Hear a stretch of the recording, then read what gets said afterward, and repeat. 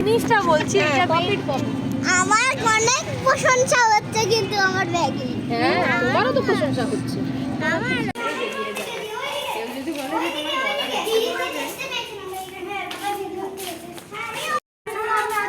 নিজে তো সারাক্ষণ এমনি শোনে, তার জন্য উইকেন্ডে আমরা বাচ্চাদের নিয়ে একটু বেরিয়েছিলাম। সেখানে যেতেই প্রথমে আমরা মেনু সিলেক্ট করে নিয়েছিলাম কে কী খাবো।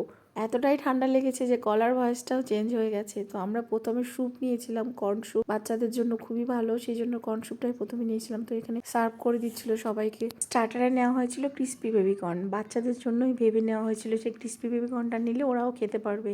যতগুলোই খাবার অর্ডার দেওয়া হয়েছিল সব ওদের কথা ভেবেই অর্ডার দেওয়া হয়েছিল, যাতে করে ওরা খেতে পারে সেই রকম খাবারগুলোই অর্ডার দেওয়া হয়েছিল। বিশেষ করে ঝাল ছাড়া, মানে কম ঝাল, যত কম ঝাল ছাড়া খাবার আছে সেই খাবারগুলোই আমরা অর্ডার করেছিলাম বেছে বেছে। এইটুকু স্যুপ খেতে ওদের এতটা টাইম লেগে যাচ্ছিল, পরের মেনু স্টার্টই করতে পারছিলাম না আমরা। পেখম এই স্যুপটা খেতে ভীষণ পছন্দ করে, কেননা এর মধ্যে কর্ন থাকে, কর্নটা পেখম ভীষণই পছন্দ করে। পেখম ওইদিকে স্যুপটা না শেষ করেই এইদিকেও ক্রিস্পি বেবিকর্ন খেতে শুরু করে দিয়েছে, কেননা ওটা ঠান্ডা হয়ে যাচ্ছিল, যে ওটা ঠান্ডা হলে ভালো লাগবে না। ওকে বলা হয়েছিল যে দেখো নিজের হাতে না খেলে কিরকম অবস্থা হয়, তুমি সবার থেকে পিছিয়ে পড়ছো নিজের হাতে না খেয়ে খেয়ে। এমনিতেই তো খাওয়া নিয়ে এত প্রবলেম, তার উপর এত ধীরে খাচ্ছিল যে পরের খাবারগুলো কখন খাবে সেটাই ভাবছিলাম সবাই মিলে। যেখানেই যাই না কেন বাচ্চাদের মতো আমারও বেশ ভালো লাগে ক্রিস্পি বেবিকর্ন খেতে, তাই স্টার্টারে আর কিছু যাই নেই না কেন ক্রিস্পি বেবিকর্নটা মানে মাস্ট নেওয়া চাই, এরকম একটা ব্যাপার হয়ে দাঁড়িয়েছে এখন।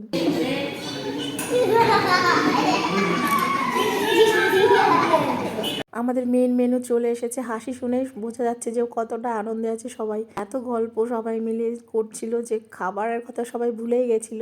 মেন মেনুতে আমরা রেখেছিলাম মিক্সড ফ্রাইড রাইস, আর এদিকে ছিল চিলি চিকেন আর গার্লিক চিকেন। চিলি চিকেনে তাও একটু স্পাইসি হয় হালকা, গার্লিক চিকেন আর চিলি চিকেন দুটোই একেবারেই বলেই নেওয়া হয়েছিল যে একদমই ঝাল দেবেন না, বাচ্চারা খাবে সেই জন্য। ওনারা আমাদেরকে ঝাল ছাড়াই সার্ভ করেছিল, ভীষণই টেস্টি ছিল চিলি চিকেনটা আর মিক্সড ফ্রাইড রাইসটা, কিন্তু গার্লিক চিকেনটা স্পাইসলেস ছিল সেই জন্য অতটা টেস্টি ছিল না। সব মিলিয়ে খাবারটা ভালোই ছিল, আমরা সবাই খুব আনন্দ সহকারে খাবারগুলো খেয়েছি।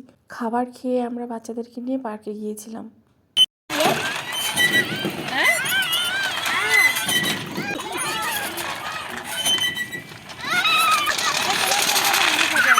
পার্কে গিয়ে ওদেরকে আর কে পায়, যে যার মতো, কেউ দোল খাচ্ছে, কেউ দৌড়চ্ছে, কেউ স্লাইডিং করছে, যেটা পাচ্ছে সেটা নিয়েই খেলছে। পার্কে তো আরো অনেক বাচ্চারা এসেছে, ও সবকিছু ফাঁকা পাওয়াটা খুব মুশকিল হচ্ছিল, তো যেটাতে ফাঁকা পাচ্ছিল সেখানেই সবাই একসঙ্গে ছুটছিল, মনে হচ্ছিল কম্পিটিশনের মতো ব্যাপার হয়ে দাঁড়িয়েছিল যে কে কার আগে যাবে সেই জায়গায় গিয়ে খেলবে। ওদের বয়সে তো আমরা প্রচুর খেলতে পেরেছি, ওরা কিন্তু সেই সুযোগটা পায় না, কেননা এখন কম্পিটিশনের যুগ। টপার হতে না পারলেও ন্যূনতম পজিশন রাখতে গেলেও তোমাকে অনেক পরিশ্রম দিতে হবে। সবকিছুর সঙ্গে খেলাধুলাটাও খুব দরকার, সেই জন্য এই সময় বাচ্চাদের অবশ্যই একটু মাঠে পার্কে ওদের নিজের মতো করে খেলতে দেওয়া উচিত।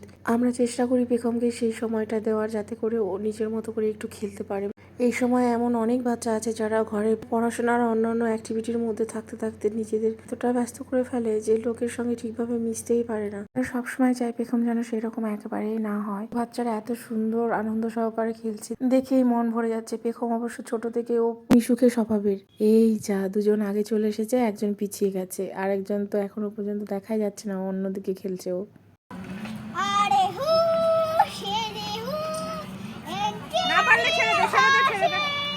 ওরে খঞ্জে রে দাঁড়া, মাঝখানে দাঁড়া, সুমনা এবার আমি উঠবো।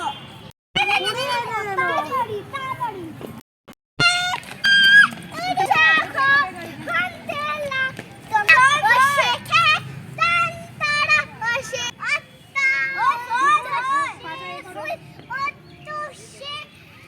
কতটা আনন্দ পেলে মানুষ এইরকম গান করতে পারে, নিজের মতো করে গান বানিয়ে করে যাচ্ছে। থামানো খুব মুশকিল ছিল, শেষে অনেক কষ্টে বলে বুঝিয়ে তাকে নামানো হয়েছে। এখন বুঝতেই পেরেছে যে না, এখন যেতে হবে বাড়িতে।